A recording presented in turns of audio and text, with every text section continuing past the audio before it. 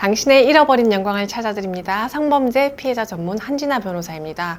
오늘은 성범죄 피해 직후 증거 수집 방법을 알려드리겠습니다. 우리 피해자분들 중에는 내가 성범죄 피해를 입었으니 형사 고소를 하면 당연히 유죄가 나오겠지라고 사건에 대해 다소 안일하게 생각하시는 분들이 종종 계신데요. 수사기관이나 법원에서는 중립적인 입장에서 증거에 따라 판단을 할 수밖에 없기 때문에 무조건 피해자의 편을 들어주는 것이 아닙니다. 따라서 우리 피해자분들께서 적극적으로 유죄의 정보를 확보하고 의견서를 제출하셔야 합니다. 증거 확보의 첫 번째 방법으로 피해자분들께서는 사건 현장에서 입은 옷을 세탁하거나 샤워를 하지 말고 빠른 시간 내에 해바라기 센터를 방문하여 피해자의 옷과 몸에 남겨졌을 수 있는 가해자의 DNA를 채취하시되 만일 가해자가 약물을 이용한 것으로 의심이 되면 소변 검사나 피 검사도 해보시기 바랍니다. 그런데 우리 피해자분들 중에는 빨리 사건을 잊고 싶어서 사건 당시 입었던 옷을 세탁해버리거나 자기 몸이 더러워진 것 같아서 샤워를 해버리는 경우가 많은데 그러한 경우 증거 확보가 어려워질 수 있습니다. 왜냐하면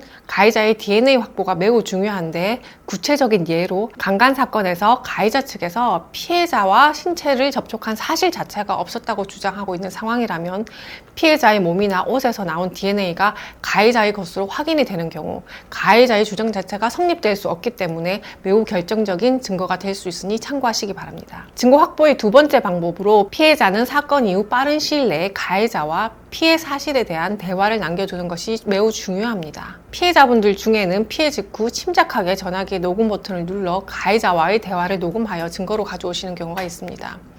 이럴 때는 제가 침착하게 참 잘하셨다 라고 칭찬을 해드립니다. 전화통화나 메시지를 통해 가해자에게 피해 상황에 대해서 문제를 삼고 가해자의 사과를 받아들이신 경우 결정적으로 유리한 증거가 될 수 있습니다. 그런데 피해자분들 중에는 사건 이후 가해자가 범행 사실을 인정하는 증거를 확보하는 방법에 대해서 물어보시는 경우가 많습니다. 피해자께서 직접 찾아가셔서 대화 내용을 녹음하거나 비대면 상태에서 전화통화를 하거나 메시지 발송을 하는 등 여러 가지 방법이 있을 수 있습니다. 그런데 가해자의 성격이나 상황에 따라서 유리한 대화의 방법이 달라질 수 있기 때문에 어떤 것이 가장 효과적일지는 방법을 잘 선택하셔야 합니다.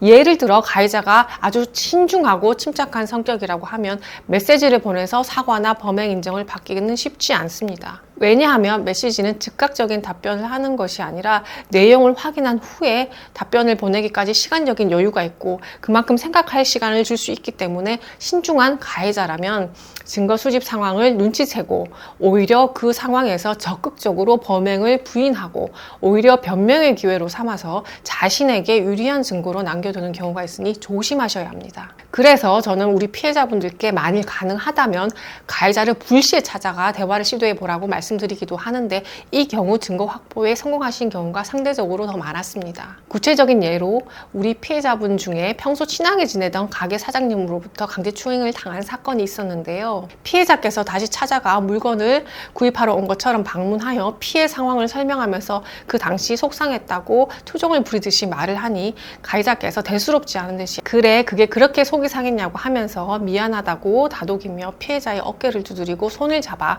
추가 강제추행까지 한 사건이 있었습니다. 물론 당시 상황은 피해자께서 녹음을 해두셔서 중요한 증거가 되었습니다. 이 경우 가해자가 항상 가게에 있는 상황이므로 따로 약속을 정할 필요 없이 다시 방문하는 자체가 자연스러웠기 때문에 가해자는 피해자의 재방문 목적을 짐작하기 어려웠을 것이고 가해자가 강제추행에 대한 범죄라는 인식 자체가 별로 없었기 때문에 사건의 심각성을 느끼지 못하고 재범까지 한 사건이었습니다. 그러나 아무리 증거 확보가 중요하다고 하더라도 피해자께서 가해자와 대면하는 것이 힘들거나 추가 범행 가능성이 있다면 직접 대면은 피하셔야 합니다. 이처럼 피해자분들 중에는 저와 상담을 받으신 후에 아주 결정적인 증거를 확보했다고 하시면서 상담을 받지 않았다면 크게 후회할 뻔했다고 하시는 경우가 있으신데 증거 확보는 적절한 시기가 있고 가해자의 특성, 사건 상황에 따라 대처 방법이 달라질 수밖에 없기 때문에 꼭 문의하시고 진행하시는 것이 좋겠습니다. 증거 확보의 세 번째 방법으로 현장에 CCTV가 있다면 이를 확보하시는 것이 매우 중요합니다. 우리 피해자분들 중에는 당장 형사고소 진행 여부를 결정하지 못했지만 혹시 형사 고소를 했을 때 가해자가 부인할 경우를 대비해서 미리 CCTV가 있다면 증거를 확보해 두고 싶다고 하시면서 가게 업주에게 개인적으로 CCTV를 요청하시는 경우가 있습니다. 기본적으로 경찰에 CCTV 확보를 요청하지 않고서는 CCTV를 확보하는 것이 어렵지만 가게 업주나 종업원들께서 호의로 CCTV를 보여주시거나 촬영을 허락해 주시는 경우가 있습니다. 예를 들어 중간간 사건의 경우 피해자가 모텔에서 엎혀서 들어가는 CCTV 영상이나 또는 직장 회식 자리에서 추행당하는 모습이 촬영된 CCTV가 있다면 매우 결정적인 증거가 될 수 있으니 만일 가능하다면 증거를 미리 확보해 두시는 것이 좋겠습니다. 만일 확보가 안 된다고 하더라도 범죄의 증거가 된다고 사정을 설명하는 경우 CCTV 관리자께서 삭제하지 않고 보관을 하고 계시는 경우가 많기 때문에 가급적이면 관리자에게 찾아가서 말씀을 해 두시는 것이 좋습니다. 증거 확보의 네 번째 방법으로 지인들이나 제3자에게 피해 내용에 대한 이야기를 한 사실을 남겨두시는 것이 좋습니다. 우리 피해자들께서는 친구나 가족에게 성폭력 피해를 입었다고 남긴 메시지, 그리고 피해를 입은 직후에 받은 심리 상담이나 정신과 치료 등의 상담 과정에서 전문가가 작성한 상담 일지나 진료 기록을 증거로 제출하시는 것도 유리하게 작용할 수 있습니다. 오늘은 피해자분들의 사건 후 증거 수집에 대해서 살펴보았는데요.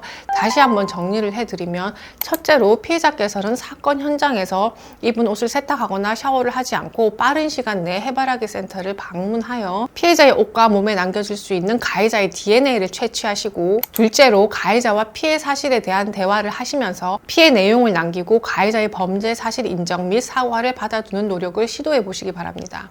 셋째로 현장에 CCTV가 있다면 관리자에게 요청하여 확보하거나 삭제하지 않도록 요청을 드리고, 넷째로 지인들이나 제3자에게 피해 사실을 이야기한 사실을 남겨두시는 것이 좋겠습니다.